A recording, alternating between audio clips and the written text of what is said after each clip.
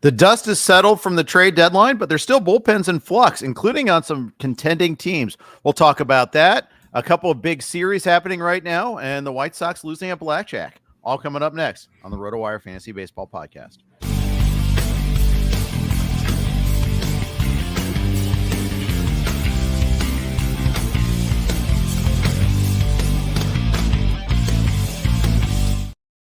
Hey everybody, welcome to the RotoWire Fantasy Baseball Podcast. Jeff Erickson here with Erik Halterman. Fred Zinke is on location trying to work out a trade for Brandon Ayuk to the Browns. We'll relay what he figures out here when he comes back next week. But Erik, thanks for jumping on today. We got a lot of closer chaos this late in the season. Kind of a surprise because it's on some contending teams that we're not quite sure who the closers are.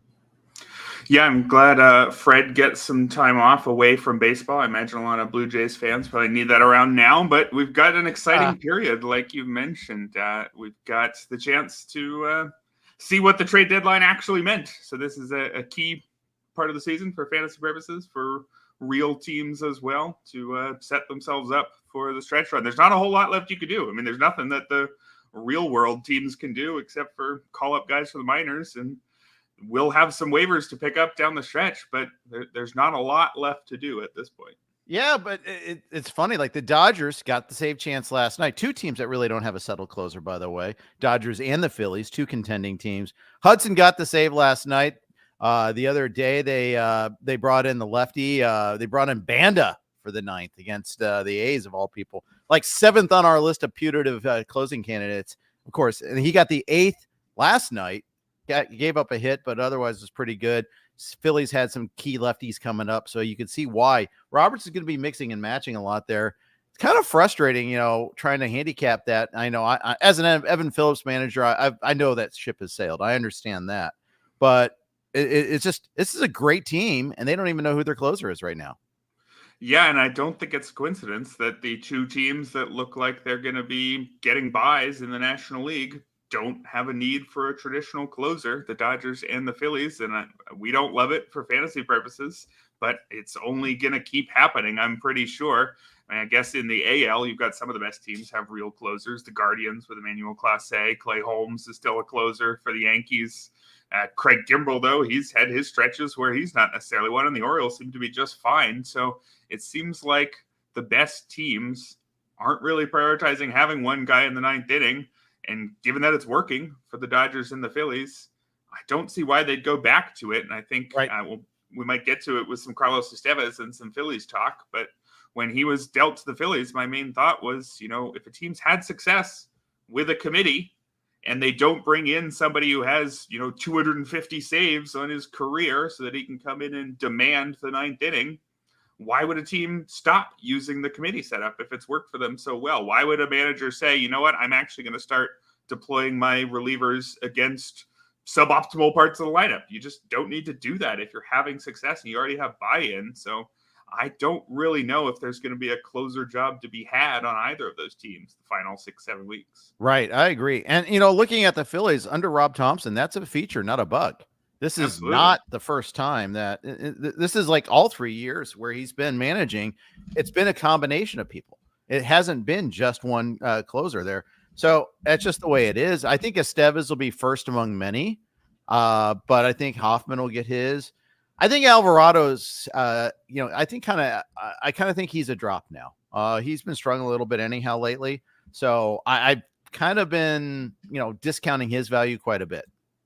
Yeah, Alvarado, his last save at this point is now a month ago. Is that correct? Ooh, is it really that long? One. Wow. Yeah, it looks like it was July 3rd. And since then, he has allowed 9 runs in 9 2/3 innings, 9 strikeouts against 5 walks. So a drop that makes some sense, because when he figures it out again, what's he going to come back to? A 60% save share at most. Right. I think that's the part of the Phillies plan, right? You get a bunch of guys who are Jose Alvarado level talents, and when they're pitching well, sure, they can have most of the saves. And guess what?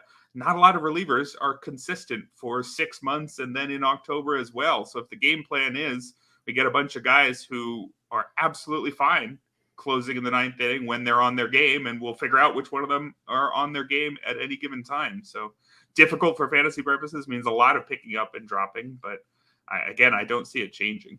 Yeah, agreed. So going back to the Dodgers on that side of things, which Dodger reliever would you prefer to roster right now? Ooh, I don't know. I think maybe is it just Hudson because he's getting a lot of the chances and he's got the one recently. Yeah, he's I at guess least like the right-handed version of the closer. Although I think Brian could do some of it too. Right. Although didn't they just lose Trinan? Didn't he just hit the IPL? Issue just yesterday. Just of the night. There'll be more. But yes, I think you're absolutely right about that. My bad. Yeah, well, because I thought that he might, what's probably not those. My goodness, this is such a sea of red on this Dodgers roster. It's not just the pitchers either. It's pretty amazing to see that. If you go to the depth chart page on RotoWire, just all the red font there. Yeah, you're right. Left hip discomfort on trying to happen yesterday at least. So it wasn't like this was like 3 days old or something like that. But I'll tell you, he looked good last night. And I went to the Dodgers and Phillies. Michael Kopech pitched the seventh. He looks good in this role. And I understand this is what he does. He looks good. And then he blows up. Yeah. And man, I wouldn't be surprised though if the looking good lasts longer for the Dodgers. This is just such a perfect move in terms of the difference in organizations, just how much respect we generally have for the White Sox as an organization. As I'm sure we'll get to later in this show, they're capable of some historic things. But you take a guy with the potential that Michael Kopech had, you have him in the environment that's as bad for development as the White Sox, and then you put him on the Dodgers, one of the teams that has the most respect for getting the most out of their players. I mean, you couldn't have asked for anything better. I think it's between this and the Dylan Carlson becoming an ex-Cardinals outfielder and going to the Rays deal. Those are the two most fun in terms of narrative here, but I wouldn't be at all surprised if Michael Kopech is the Dodgers reliever who's pitching the best in October. I think in deeper leagues, certainly if you've got a spot to play with, he's the type of guy that you pick up and say, I don't know where this is going, but it could go somewhere really good. I would love to be able to add him, leave him on the bench for a week and see where he's being used after 5 or 6 outings for the Dodgers. For sure. Michael C. chimes in, says it could be just Phillips too. They did use him in a key situation over the week against the A's against a 4-hitter, got a big strikeout. I just think they got to be fully confident he can get out lefties because let's face it, the teams are going to find ways to bring their lefties to go get them, go after them. They're like the Red Sox did, in that series where he really kind of melted down. The Phillies happen to have a bunch of lefties. So are you going to trust Phillips in that sort of situation? The answer is probably no.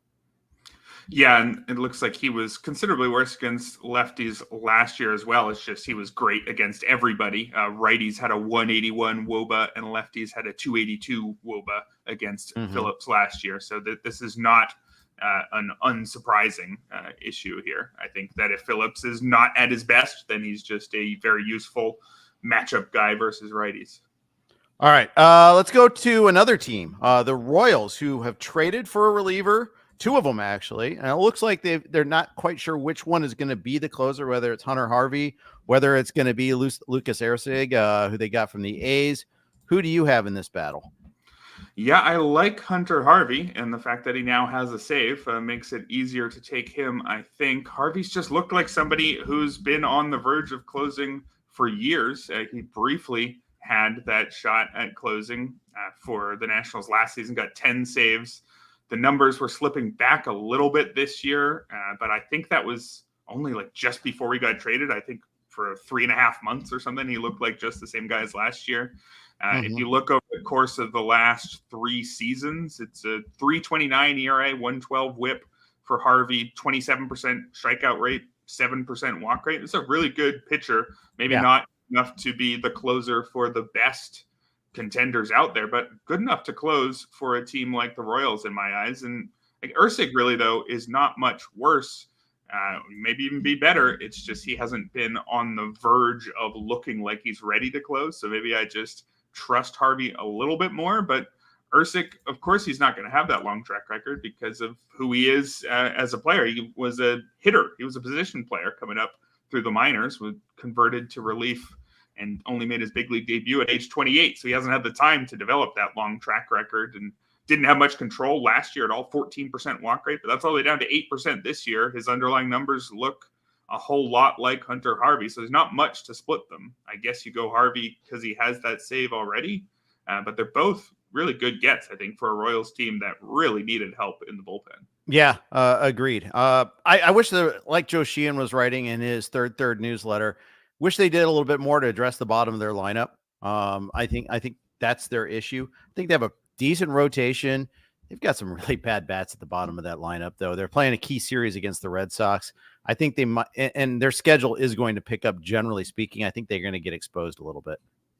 Yeah, I mean, the Paul DeJong addition, that didn't count as improving the bottom of the lineup, although actually plugging, I don't know, but yeah, but it might improve the middle. He's batting 6th in his last start, so that goes to show how much the bottom of the lineup really needs help. But it's Freddie Fermin, Garrett Hampson, Kyle Isbell, Dairon Blanco finding themselves down there. That's not a playoff caliber back half of the lineup for sure. I do want to say a quick note of praise for Fermin. Yeah. 304, 352, 429. He's playing well enough that they can start him and put Perez at DH. Yeah. I think that's pretty good for a catcher. The problem is, like you said, it's when DeJong isn't considered an improvement, that says a lot. I mean, yes, he's hitting for power. He's also got a 279 OBP. Yeah. I mean, this is not ugly. A good hitter in real, he's not, he will help you with some power, but it's just at what cost? Michael Garcia. I remember when Michael Garcia was good. It was 2 months ago. He's now 238, 286, 346. He's got those he's a lovely fantasy player at 27 bags and 28 attempts, by the way. I love that, but he's not helping the team either. And the narrative around him next year is going to be the exact same, isn't it? And just look at some of those underlying numbers. He's making a lot of contact. He's making way more this year, even. The strikeout rate down to 15% from 22% last year. Still hitting the ball hard, but a very low barrel rate because he's pounding it into the ground. So you see decent hard hit numbers, but no power, good speed, and somebody who looks like he should have a good batting average, even though it's not there this year. 238, but a 268 expected batting average. I'm pretty ready to reprise the same battles from next February. They've got 4 starters at any given moment that have sub 300 OBPs. How are they? I mean, how are they here? I mean, when you think about it like that, I mean, Kyle Isbell's playing center field most often than not. He's hitting 221, 277, 361. Yeek. That's no good. Melendez he's one of my big disappointments on the year. I was in on Melendez thinking that the last 2 months, last 6 weeks of last year were instructive on what he might be able to do. And no, it hasn't been that. 195, 255 OBP. He's got some power again, kind of like, he kind of like DeJong in that there's no OBP, but there is some power. It's a weird lineup construction. It's really Bobby Witt and Salvador Perez just carrying this team. Yeah, with some Vinny Pasquantino, but even there, not as much as you'd like. Only a 109 WRC plus for him. Right. Melendez, I wonder, was there any sort of lingering goodwill from when he was a catcher? Because he had some fantasy interest, even though he definitely didn't have catcher eligibility this year. And I rostered him in a lot of places, thinking, he's going to bat leadoff, and he does take a walk. He's just you got to get a hit every once in a while. And it seems like his walks have actually dried up this year too. Still a decent barrel rate, but not much else. It's a profile that I could see working if he was still allowed to catch. But as an outfielder, good but not great power with no on-base skills, that doesn't really do it. Yeah. Luis, thank you for joining us from the DMV. See that in the chat there. Appreciate you there. So we'll see that. And the other thing I know we kind of turned this into a whole Royals talk here, and I'm kind of glad about that. We don't talk about the Royals enough. Michael Massey is also, he's another low OBP guy. He's another guy with some power, but no OBP. 282 OBP. I mean, it's hard to sustain that over the long run. I think if they can, unless they rise up against like better pitching, better teams, I think this is where they start to see they're going to get sunk when they're playing these better lineups, these better teams, like they're playing the Red Sox right now. Yeah, Massey's walk rate starts with a 2.9%. That's Oof. just ridiculous. You're not supposed to be able to be a major league regular with that kind of number. And it's not like he's got great power either. 7.8% barrel rate. That's right about league average. He's putting the ball in play a lot just because he's swinging at everything, I guess. Doesn't look like a profile that I would trust a whole lot going forward. And I'm just checking. I don't know if you look at Seager at all. It's a stat from Robert Orr of Baseball Prospectus. He won a Saber Award for it a couple years ago. Had him on the podcast earlier this year. It talks about swing decisions. So basically, do you swing at strikes and take balls? Sometimes when a guy has an outlier strikeout and walk rate, like Massey, he's extremely low walk rate and a low strikeout rate as well. I like to double check over on Seager because Seager will tell you, well, does it all add up to more good than bad? Is he aggressive in a way that's working out? Is he just so good at not letting a hittable pitch go by that actually he's making fine swing decisions? And no, Michael Massey near the bottom. So it is exactly what it looks like there. He's somebody who doesn't pick good pitches to swing at, but puts enough of them in play that he becomes a league average hitter. But I'm not sure I believe there's a whole lot more there. Yeah, the sum is greater than the whole of the parts. But because you look at these parts and you're like, what? But then, you see in the last 30 there, Casey's fifth in WOBA, as Michael C. points out. Ninth in baseball in runs scored. They have a plus 91 run differential. That's fourth in baseball. I mean, I want to bury the Royals, but I'm here to praise them, actually. I'm the opposite of Brutus. I want to bury them. I'm here to bury them, but instead I must praise them. I mean, they're the number 2 seed in the wild card right now, right? I mean, this is pretty impressive. Yeah, and it's going to be on the starting rotation. That's going to be, I think, whether or not they make it, it's going to be can Seth Lugo, Cole Reagans, Brady Singer, and I guess Michael Wacha too. Can they bring it home? They've had some excellent ERAs this year. Seth Lugo, 2.57. I think it's been talked plenty about how he's overachieving, but he's still pitching quite well. And then Cole Reagans, 3.36. Brady Singer, 3.03. Michael Wacha, 3.55. I mean, that right there, that's why the team's in contention. And, I think you buy Reagans to stick at close to that level, assuming he's got the durability to do it in September and October. Singer, he's somebody who we've liked for a few years. Lugo, again, pitching over his head, but a good pitcher. And Wacha, a fine fourth starter. If they can just keep being, the 60th, 70th percentile versions of themselves or something, I think they could make it in. But I'm not sure many people will be betting a whole lot on that lineup once they get there. Yeah, I hear you. I hear you on that one for sure. And yet, after, all that, it's maybe we really should be talking more about Bobby Witt as a possible MVP. Judge is running away with it. Betting wise, he's minus 900, minus 1200 on FanDuel. Witt's number 2, but it's a distant 2. But when you consider the impact on the team, holy cow. Yeah, that doesn't seem crazy to me. I mean, at this point, you might be basically betting on an Aaron Judge injury or something, and nobody really wants to do that. But if Judge were to get injured in August, miss 2-3 weeks, probably somebody else would pass him, and Witt would be the most likely, I think. I mean, if the Royals make the playoffs, Witt would be ahead of Gunnar Henderson as the number 2 MVP finisher, maybe. Currently, that's what all the betting sites suggested. And Soto a distant 4th, and that's it, really. I mean, there's a big drop after Soto to Sal Perez and Jose Ramirez. Jose Ramirez, man, he's having an incredible season, and he's an afterthought in the MVP talk. It's kind of wild. Best record in baseball to start the week, too.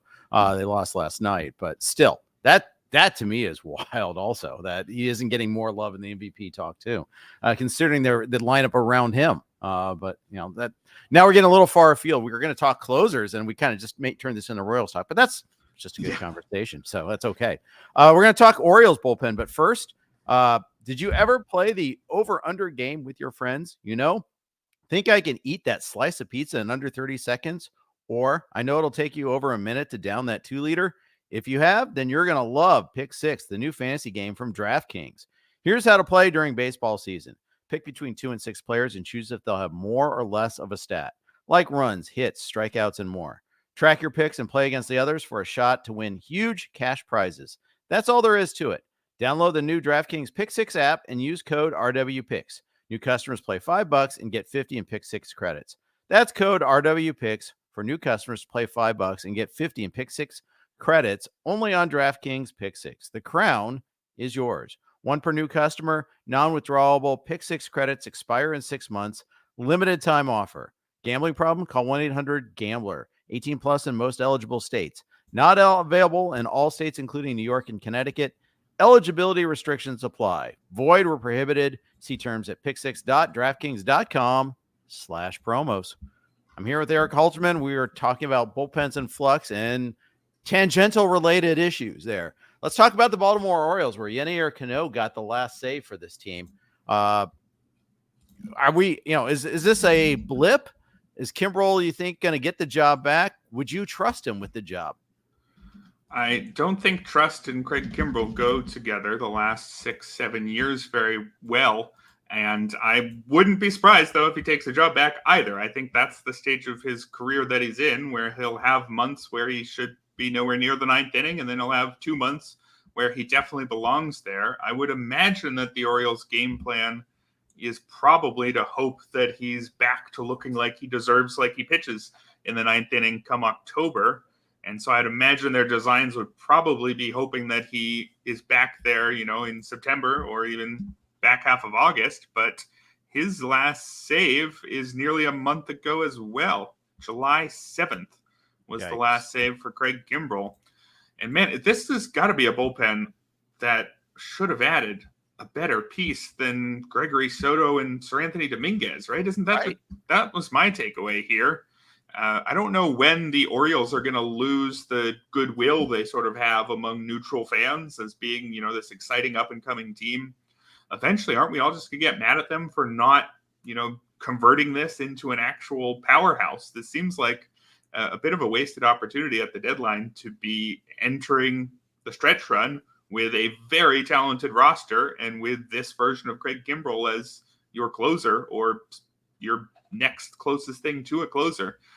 Seems irresponsible. Seems like a waste of 1 year of this contention window to me. Don't you think with the package they gave up to get Trevor Rogers, shouldn't they use that on Scott instead? Yeah, absolutely. I mean, yeah, I understand they need more starting pitching help too, and that was expensive. And both Norby and Stowers might be overrated individually too, but nonetheless, I felt left wanting, and I kind of wanted to say, like, there are other teams beside the Phillies that you could have traded for bullpen help for. Yeah, weird to grab the Phillies' third best lefty and third or fourth best righty in Gregory Soto and Seranthony Dominguez. I don't think they're all that likely to close in Baltimore. They weren't looking like closing material in Philly either. So I guess it's maybe Yennier Cano is the best bet for the next save. But it's a strange situation. It really feels like a wasted opportunity there. And I guess it's a vote of confidence in Craig Kimbrel. I guess that's one way we can read their deadline, is that if they had brought in somebody who looks like they're good enough to close the rest of the way, then that probably was a sign that they have no intention of Craig Kimbrel closing again. I think that the lack of bringing in a dedicated guy means he's probably going to see the 9th inning again soon. But even if he looks like he deserves it in August, do we have faith that he's going to look like he deserves it in September? I don't know at this point. I agree. One team that did do significant moves to try to improve their bullpen was the Arizona Diamondbacks. They made like the first trade that really kind of fired up the deadline week. It was like 5 days in advance. They went out and they got AJ Puck. That was like the first big deal there. They didn't install him as the closer, though. It's kind of a committee. They officially demoted Paul Sewald. Last night, Ryan Thompson blew the save. He got one. He converted one save, was bumpy on another. This is totally unsolved. Yeah, we've been lucky enough to see a save chance nearly every night since Paul Sewald has been devoted to. That's true. Also helps to have that, right? Well, it would, except for what do we even conclude from it, right? We had back-to-back saves for Ryan Thompson, and there was one for AJ Puck, and then one for Justin Martinez in the 10th inning yesterday. I believe that was after Thompson had messed up too, so that maybe means that Thompson's the one getting the chances. But if you look at their numbers, Thompson is a ground ball specialist. He doesn't miss bats. 17.7% strikeout rate, but a 63.6% ground ball rate. That's the guy that you bring in when your previous reliever got one guy out and left a runner on first base. He's the guy you turn to get the double play ball to get out of the jam. He's not the guy that I give a clean ninth inning to. So I'd imagine that he continues to get saves if this is a committee, because some of the committee members are going to fail to complete the ninth inning. It doesn't look like somebody who's likely to take a closer job and run with it for the final 2 months, though. So if I'm really desperate for saves, I don't even think I'd view Thompson as somebody who might get me 10 or however many are on the table still. He did get the blown save win last night, Thompson. Right. But, and that was an interesting game because first they got, they were able to get 7 out of Zach Gallen, even though he didn't have his best stuff, left with the lead. Ginkel got through the 8th. Okay. He got the first 2 outs of the 8th. That's right. He had 2 outs and a runner on first. And Torey Lovullo brought in AJ Puck just to get one lefty batter. Just came in and get one batter to get out of the 8th. And then he didn't let him pitch anymore after that. I think he's almost over managing this situation. I think that's part of the problem. Yeah, I was going to say, it sounds like he's managing it like a playoff game. And that is probably what you want to do in a playoff game. You want to get Paul Sewald back to being reliable, and you have Kevin Ginkel as a reliable righty, Ryan Thompson as your double play guy, and AJ Puck as your lefty. That's a pretty good back 4, and you see more and more teams going with a back 4 like the Phillies have. The Dodgers have a back however many. And the Diamondbacks, I wouldn't be surprised if it just stays a clump like that, right? At least until they get Sewald back to himself, or maybe if Sewald only mostly gets back to being himself, so he gets some saves and not all of it. Yep. I'm not sure I would be betting on any of them, whether it's Thompson or Ginkel or Puck or Martinez, to actually take the 9th inning and keep it the rest of the year. I think more and more teams are saying, well, that's fine. We never wanted one anyway. So who cares who wins the job? Yep. Just for a little bonus fun. They're not a contender, but the Angels, we all thought this was Ben Joyce time. They traded away Estevez. They traded away Garcia after naming him the closer and getting him get one save. And then it wasn't. It was Hunter Strickland time instead of Ben Joyce time. I still think it's Ben Joyce time soon, though. Yeah, and it's got to be, right? I mean, there's nothing else going on in the Angels organization right now. Why are you going to an Angels game at this point? You want to see Nolan Schanuel? You want to see an Angels game Joe Adell? I went to an Angels game about a week and a half ago, just because it was a family outing. It was an easy ticket against the A's. They lived down to the expectation. It was a stultifying game, 3-1 game. It wasn't just because it was this pitching gem either. It's just, blah. It was just not a good game. Mitch Spence was the one that was pitching well in this one here. Yeah, they could only manage one off him. That sounds about right. So you take your family to a game to enjoy the hot dogs, and that's pretty much. Joyce could be the reason to go to a game, and because he's a closer, you could show up to any Angels game, and hey, maybe we'll get to see Ben Joyce throw 105. If I'm the Angels, I just turn my whole team into Ben Joyce these last 2 months. Kind of the way that A's had with Mason Miller. Mason Miller was the only reason to really turn on an A's game for a lot of the last year and a half. Sometimes that's all you got going for you. So just install that guy in the role, give Angels fans a reason to tune in the late innings, and really set him up for the future. I guess there's some worry here in the chat about potential his arbitration costs, and I wouldn't put it past Artie Moreno and the Angels to be worried about that, but I think you want to get the guy experience in the 9th inning now, so that the next time you have a competitive Angels team, assuming that happens in the next 6 years while he's still under team control, then he's ready to be a closer. He's still in year 1 too, by the way. It's not like he's arbitration eligible this offseason or even the following offseason. That's the thing. That's why I think it would be so remarkably dumb for the Angels to manage that way. I wouldn't put it past him, like you said, but I think it would be terrible. I think it would be just an awful, no good, terrible, lousy decision. And I expect the Angels are probably thinking that way. Yeah, fair enough. Yeah. Put them right there with the Rockies and the White Sox, probably as bottom 3 organizations right now. The paste-eating Rockies, as I like to call them. The Angels could be their American League counterpart. We got some other better stuff to talk about. Let's not waste any more time on the Angels. Can certain weather conditions lead to more home runs? Absolutely, it can. If you've ever seen some hot weather games, that's true. The atmosphere can affect how far a baseball flies by 20%. Home Run Forecast measures the weather conditions at a ballpark to tell us if the atmosphere is good or bad for ball flight during a game. An index value that rates the air is created for each game and ballpark and is displayed on a scale from 1 to 10. Home Run Forecast premium site offers index values by the hour for each game, 24-hour forecast, wind direction and speed, and even whether the roof will be open at certain stadiums. Home Run Forecast is offering a special for the rest of the season. You can get access to the premium site for only $28, a savings of nearly 30%. Go to homerunforecast.com/RotoWire now to sign up.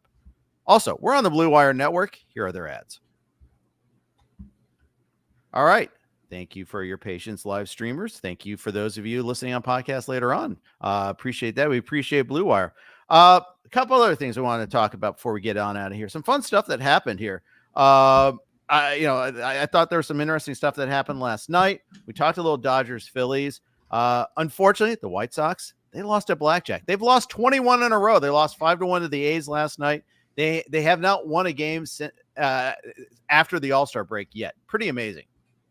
Yeah, man. How long do you have to go before the All-Star break to get their last win? 21 game losing streak for the White Sox. It's historic stuff here. And I wonder, do you think the White Sox held on to Garrett Crochet and Luis Robert in part to avoid setting this kind of historical record, and then they went and did it anyway? Because that would be a nice bit of irony, and probably no less than Jerry Reinsdorf would deserve. Yeah. I think they just I don't think they did this but I just thought that they didn't get the offers they wanted. Especially the one good offer I think they had was to the Twins, and they didn't want to trade with the Twins. They pretty much were asking for like Royce Lewis and the Moon on top of that. There obviously didn't get it. I didn't want to trade in division. Okay, fine. Honestly, I don't really have a problem with them not trading either player, because I don't think there is that sense of urgency. If the deal's not there, make it in the offseason instead. I'm fine with that. Yeah, I think with Crochet in particular, I would imagine that his value right now, especially after he justifiably said, hey, if you're going to give me some injury risk, give me an extension first. After he made that claim, that really hurt his trade value. And again, fair enough. Yeah, exactly. I don't think this is the year that Garrett Crochet was actually going to be a major trade piece, because he's not going to have a lot these last few months. I really think Luis Robert, though, is he going to be on the team the next time the White Sox are in the playoffs? I don't think so. Maybe they thought his value is low this year because he's not having a great year. But I really thought some team should have offered enough to get them to give up Luis Robert. I think he could have been a game-changing bat for a team like the Phillies. He would have been the biggest bat that was moved. And I guess the White Sox just were asking for far too much from everybody. And he's got $20 million player options team options, for 26 and 27. So, he's essentially signed through then, because you got to figure any acquiring team is going to want to get him for maybe they decided they don't want to have to exercise that. Maybe that's their point. I don't know. Maybe, but I think that would help the team even more. You got him for 3.5 years. And if he really gets way too hurt, then you can bail 2 years early. I think, and maybe that pushed the price up too much. I don't know. Maybe he's just a polarizing player. Again, given his injuries, given some underperformance this year, maybe it was just too hard to reach a number in the middle that made sense for both sides. Yeah. They don't even have like their version of Brent Rooker, a hitter that's come into his own this year. That's the thing that, let alone a Lawrence Butler. I mean, that's the thing that's frustrating is, Robert's missed so much time and he hasn't been good. I think that's part of their issue. They nailed down they traded everything else that wasn't nailed down. I think they did good at that at least, but still, it was still not enough. Yeah, I think I saw a stat that there's no current active White Sox with an OBP over 110. I think Nicky Lopez has a 310 on base percentage, and that might be the best one. Tommy Pham was above that, but he's been traded. Right. Moncada was above that, but he's injured, and he only played 11 games. When basically your entire lineup is in the 290s or worse on base percentage. It's not good. I guess for fantasy purposes, Miguel Vargas should have all the playing time he could ever want. But not at one position. This is what bad teams do. They don't play, they're Nick Senzeling him. Yeah. And I guess if he was, a decent hitter, then you'd say Miguel Vargas is positional versatility is part of his appeal, and it's good that the White Sox are leaning into that and continuing to develop him and et cetera. But he's not. He's only playing all these positions because he's not that good at him.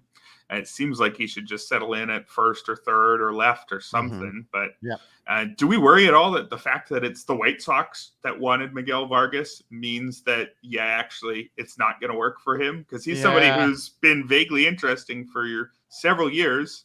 And the easy answer for why it hasn't worked is, well, he's just, he's been blocked. He hasn't had regular playing time by the Dodgers.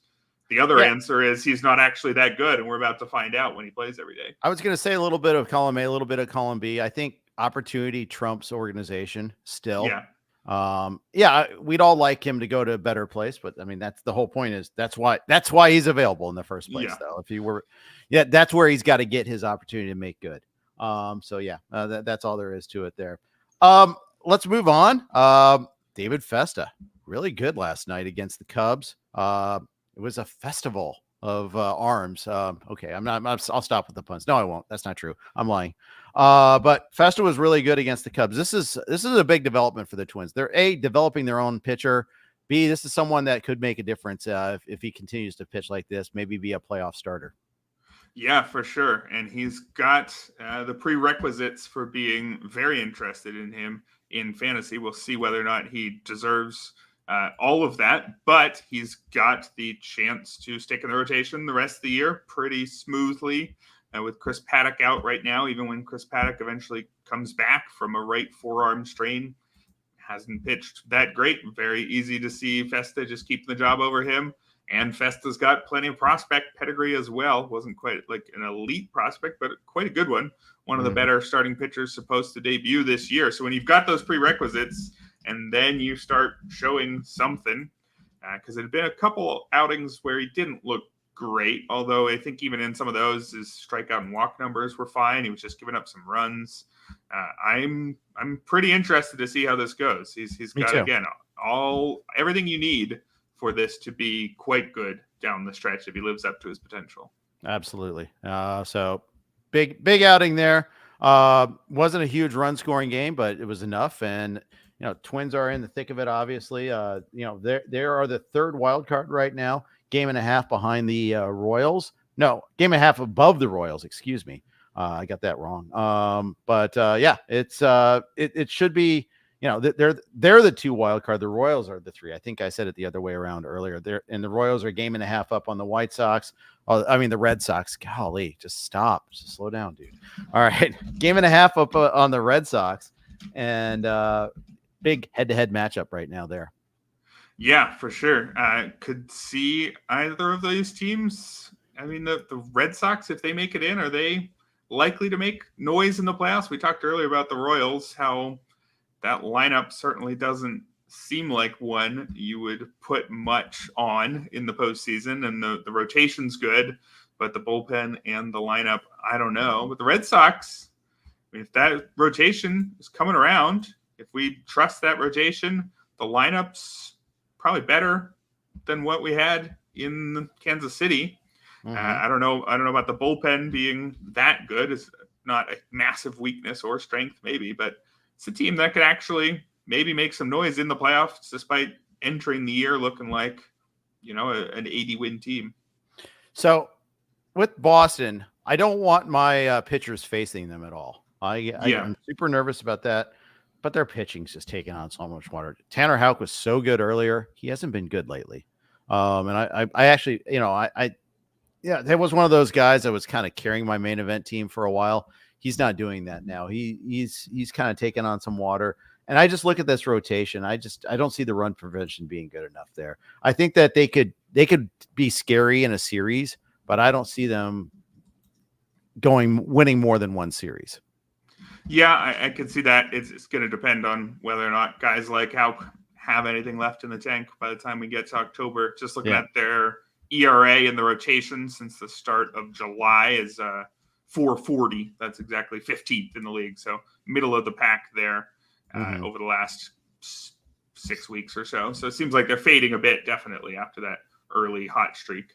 Another team that didn't do much at the trade deadline, James Paxton, really?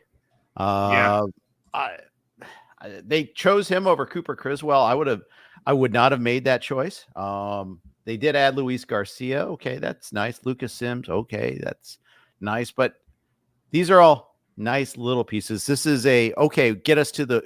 We'll say we tried. We got to the wild card. Hey, you get in the tournament. We've seen before. That's all it takes sometimes. But I don't know. It just seems like I would have wanted more from this front office at the deadline. Yeah, maybe it's an organization that sees themselves getting good a year sooner than expected. And sometimes teams in that position, they don't really add the extra pieces because they were building towards 2025 anyway. Mm-hmm. Look at like the Reds last year, and didn't actually work out. Sometimes you actually should go in on it when you're having a better than expected first 4 months. Don't even get me started. I think you did that on purpose, Eric. I think you're trying to get me a little angry there. Their line, the Red Sox lineup is really good. And as pointed out in the chat, Tristan Casas is coming back sometime soon. That's going to help because first base has been a bit of a hole for them. So getting that would be huge. I just think they needed more arms. I think they're short on arms. Didn't Casas say a couple days ago that it still feels like he's getting stabbed in the ribs or something every time he swings? Or did he say it had gone down from stabbing to punching? It was something weird and disconcerting that didn't sound like he was. He says a lot of weird and disconcerting things from what I hear. So maybe we don't read anything into it. Maybe we just enjoy putting a mic in front of him and then ignoring whatever he says. Yeah. I don't know. He did. Yeah, he started. He's on that rehab assignment. He's still been playing. So far 899 OPS in 16 plate appearances. So no homers yet, but maybe it's a start. We'll see. Yeah, and if they get Casas back and the amount of help he could do down the stretch, I mean, he 129 WRC plus last year and exact same mark this year, and he still feels like a young player who's trending in one direction. I don't think he's going to stay there. I think he could head into the 130, 140, 150 even maybe by his peak. I don't know if he's going to get that the rest of this year, but he's somebody who still has some growth ahead of him. I think if he can stay healthy, definitely very excited for Tristan Casas and would like him next year. If we can just get 4 to 6 good weeks of Tristan Casas this season, I'll feel very confident, I think, heading into next year. No doubt. They also did add Danny Jansen, too. I forgot about that. That gives him a good, solid second option at catcher. I wouldn't even call him a backup. He's better than a backup. Jansen is, but Wong's so good that, Wong will still be the guy. Wong theoretically could play in the infield elsewhere, but I don't think they want to do that much. So we'll see about that.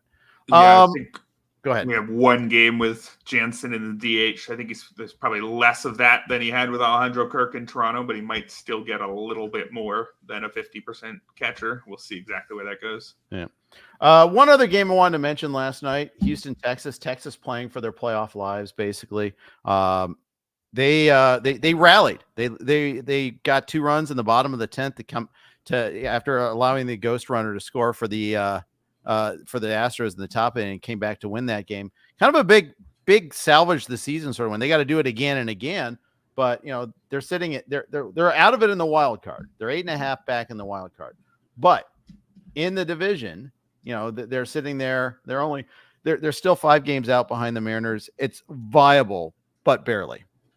Yeah, I haven't checked the exact schedule, but I would imagine that they're playing both the Mariners and the Astros a healthy amount of times over the final 2 months. And over those final 2 months, it should be the best Texas team that we've seen all year, right? This sort of the story with them all along has been, well, they've got a whole rotation waiting to get healthy in the second half.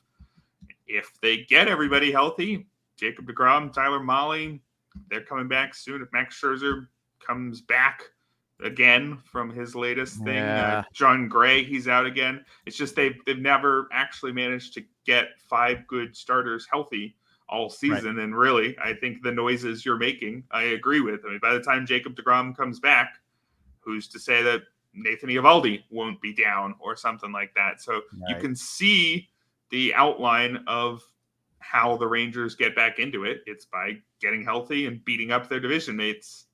I don't know. It's tough to buy fully into that health thing. But, man, if Jacob deGrom comes back and looks like an ace and Tyler Mahle looks like he did before injury, they're going to have a scary rotation. They're going to have the ability to make a run, I think. Whether or not they do it, we'll see. But I think they will have a much better chance than most teams who are sitting 5 games out of the division at this point of the year will have. Absolutely agree. Absolutely. So, if not, I mean, they have credit. They won last year, so they can can give themselves a little bit of credit there. And the thing is, they've got 2 healthy starters right now. Andrew Heaney and Nathan Valdi. Jose Arena pitched, I think, last night.